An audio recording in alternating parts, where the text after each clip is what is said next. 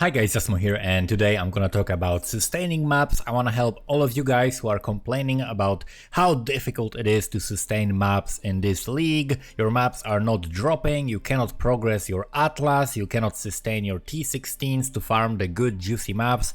What the hell are you supposed to do?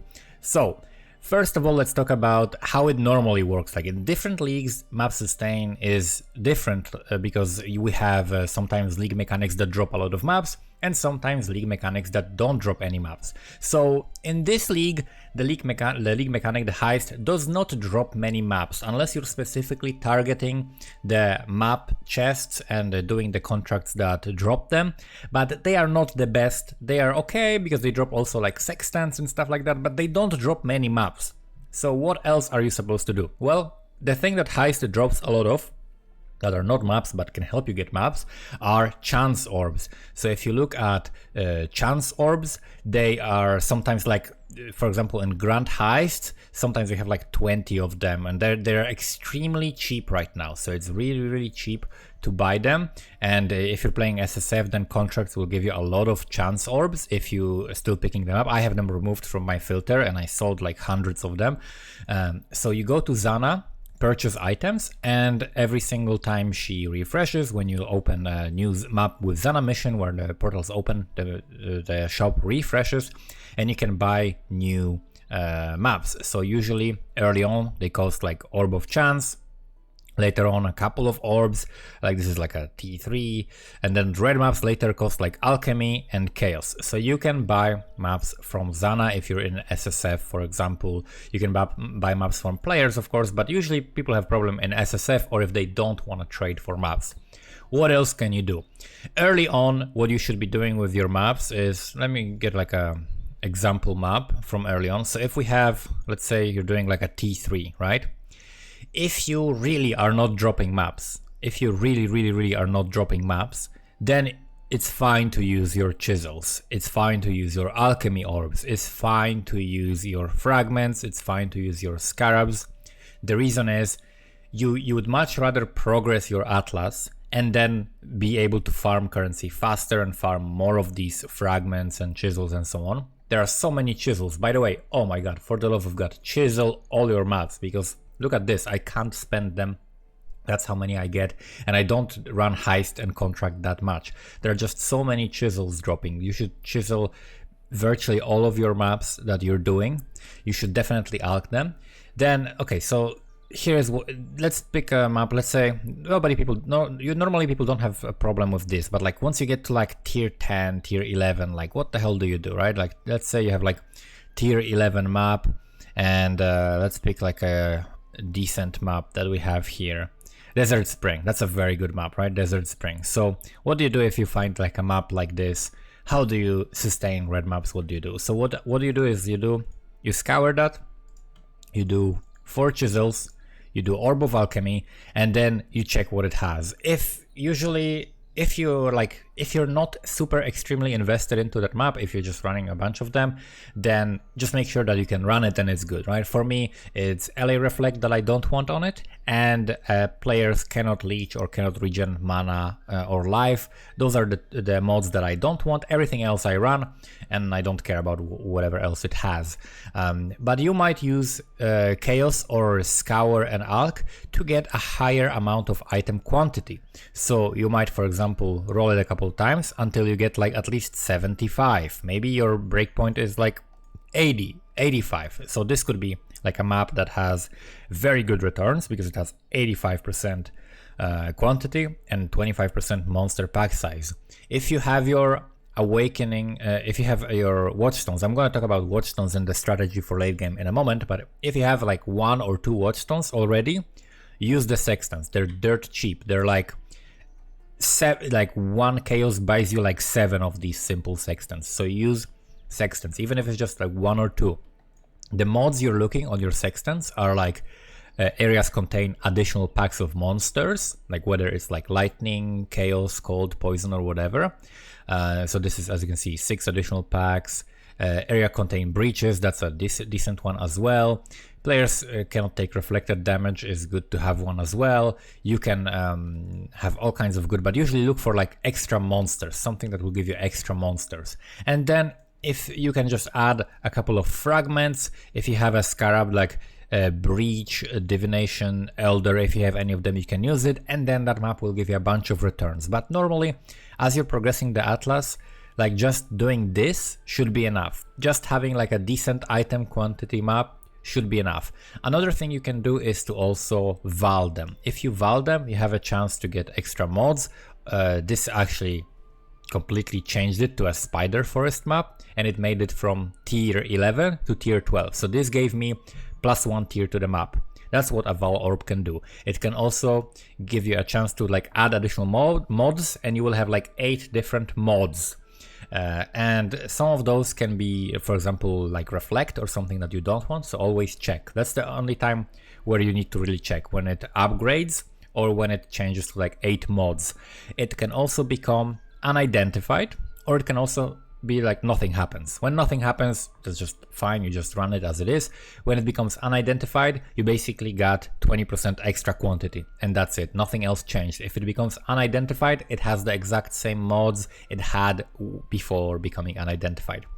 So that's how you push to get some maps. You can also do Alva Temple. I personally don't like Alva Temple that much, but in the temple you can find cartographers and like surveyor study, I think.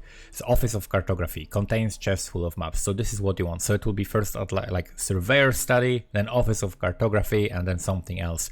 So that's what you want, and then you want it as high level as possible and as many things open. This is basically like an extra map, and all the monsters can drop maps at the level of the zone. So if this is zone level 83, then that would mean the monsters are able to drop T16 maps in this, like just regular white monsters.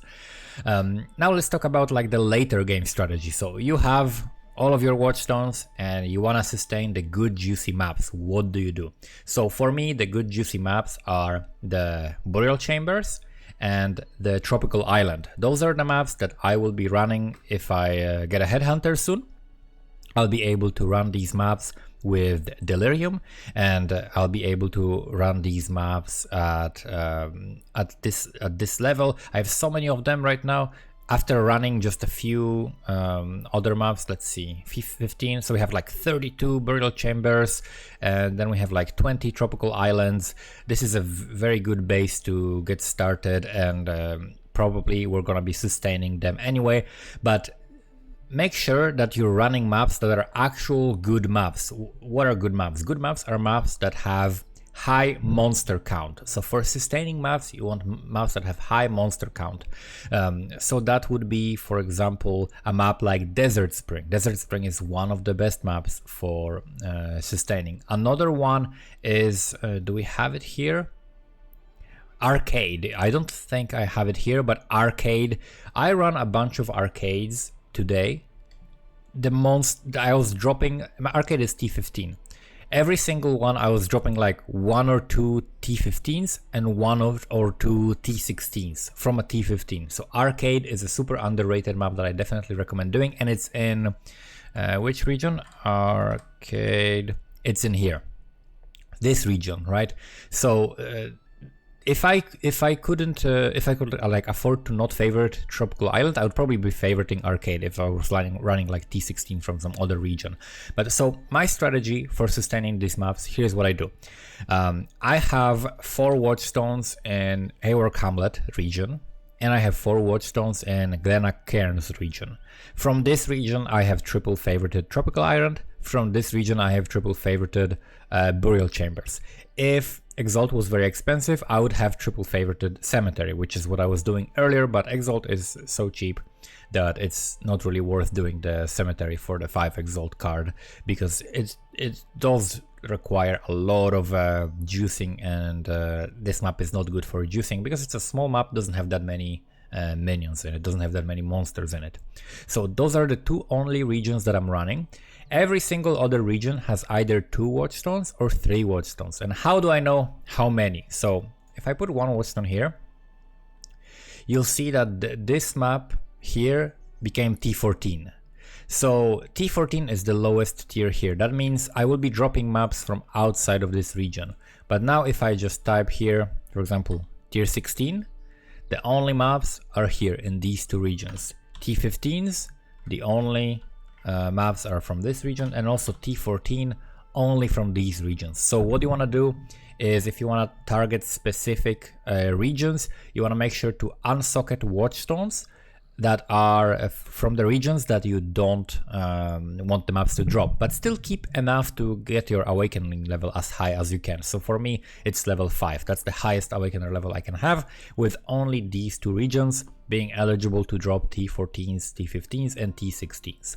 And that's what I've been doing basically. I ran today like, I don't know, like 10 arcades or 15 arcades and some extra like, I think burrows. And then in those maps, I dropped pretty much all of my burial chambers and tropical islands. So you can definitely build a giant base of maps doing that, and then you run these burial chambers and tropical islands. I definitely recommend doing no less than Harbinger Scarab, Elder Scarab, and Breach Scarab. All three of those are extremely cheap. There are like 1C or less than 1C per Scarab. So you just use those. You can also use fragments. You can also use rusted bestiary scarabs. Legion scarabs, of course, are like the best scarabs ever. I'm not sure actually how much rusted are for, but this one is for like 3 chaos in bulk. It's probably more expensive, but definitely use your fragments, use your scarabs, and invest in your maps. Also use your prophecies. If you're doing cemetery, I was doing cemetery, so I had a bunch of unbreathing queen. This is a very good prophecy to do if you want to spam cemeteries, because it gives you that extra pack of these boss monsters that will drop every single time. Volkur's Key, as you can see, I have a lot of these, and each of them sells for 5 chaos. The prophecy costs 1. You can go on the PoE app website where you can buy prophecies in bulk, and you can buy like 10, or like people usually have like 6, 7, up to 10 at a time. And you buy a bunch of those, you do cemeteries, it's pure profit because you will drop these. So for 1C, you get a key that is 5C, and you sometimes get gloves that are also 5C. So that will, not all of them will sell, but I'm pretty much sure I sold enough of them that I already made many times over like what I spent on these prophecies. You can also do other prophecies. Where are the prophecies? Here.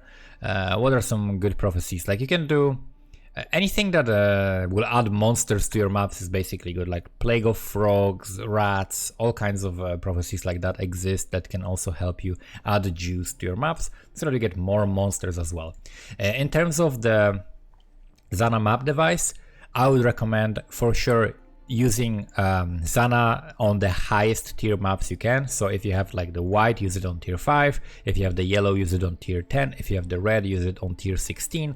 That will give you the highest maps that you're going to be able to run, and therefore highest maps are dropping from them. Other than that, this is good if you're juicing a lot, if you're doing like delirious maps, because this adds a lot of monsters. So I'm starting to save my alvas for when I start to do headhunter juicing. You can do Fortune Favors the Brave once you unlock all of these. I actually didn't do the delirium yet in here because I keep the free one, but I recommend running most of the time Nemesis. The reason why I recommend running Nemesis is because it adds a lot of monsters. It adds 5 additional packs of rare monsters.